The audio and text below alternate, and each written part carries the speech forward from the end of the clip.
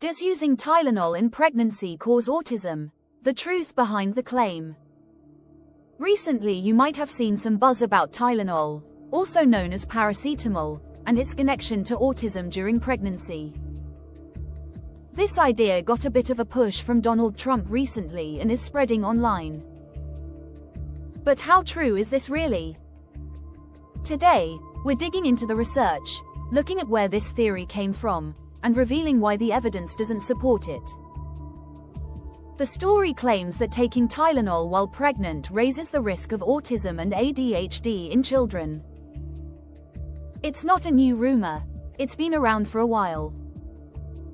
However, it has resurfaced recently due to comments from US President Donald Trump, attracting new media attention. Understandably, this kind of claim creates anxiety for expectant parents, especially since Tylenol is one of the few pain relief options typically deemed safe during pregnancy. So, where did this idea originate? Back in 2021, a group of scientists released a consensus statement advocating for more research into the possible connections between acetaminophen, also known as paracetamol, usage in pregnancy and neurodevelopmental disorders like autism. But here's the crucial part. They didn't find a proven link. They simply called for further studies. Unfortunately, headlines distorted this into "Tylenol causes autism," which the data didn't actually support. Let's examine the research. Some observational studies found a slight correlation between frequent Tylenol usage during pregnancy and later autism or ADHD diagnoses in children.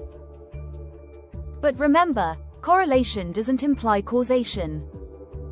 For instance, women taking Tylenol often may be experiencing fevers, infections, or pain. These underlying issues, rather than the Tylenol, might impact child development.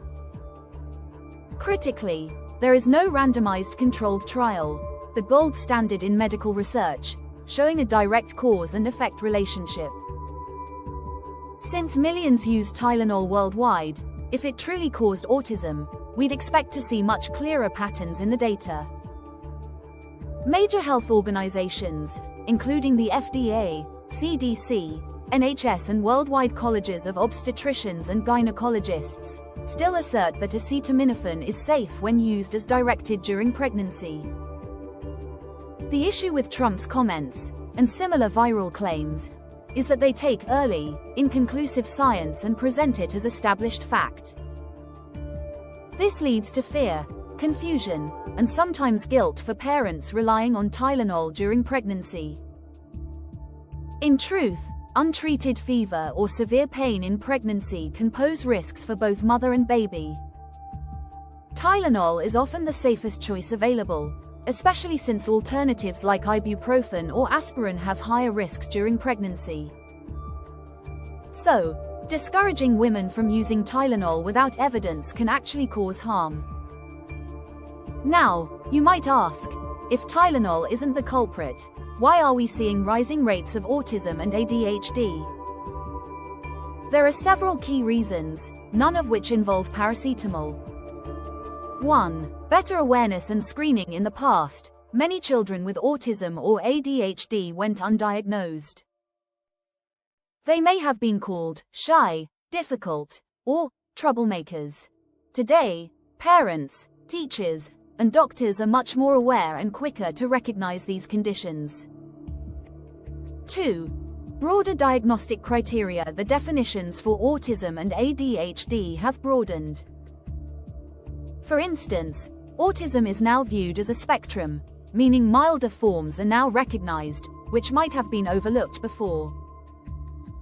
3. Reduced stigma. Families feel more comfortable seeking evaluations today due to increased understanding and less stigma. This naturally raises the number of reported cases. 4. Environmental and social factors. Some studies do look into potential environmental influences, but the evidence isn't strong or conclusive. Factors like parental age, premature birth, or certain pregnancy complications have stronger links than Tylenol ever suggested. So when we observe increasing autism or ADHD diagnoses, it's not necessarily that more children have these conditions, it's just that we're better at spotting them now. Here's the key takeaway: there's no strong evidence that Tylenol causes autism. Some studies raise questions, but far from proving a connection. Health authorities around the globe continue to endorse Tylenol as the safest option for pain and fever relief during pregnancy, when used wisely. Next time you come across headlines linking Tylenol and autism, remember, science doesn't back that claim. Stay focused on facts, not fear. If you're pregnant and in need of pain relief, always consult your doctor, but don't let internet rumors or political rhetoric overwhelm you. If you found this video helpful, please like, subscribe for more health myth busting, and share it with anyone who could use the facts.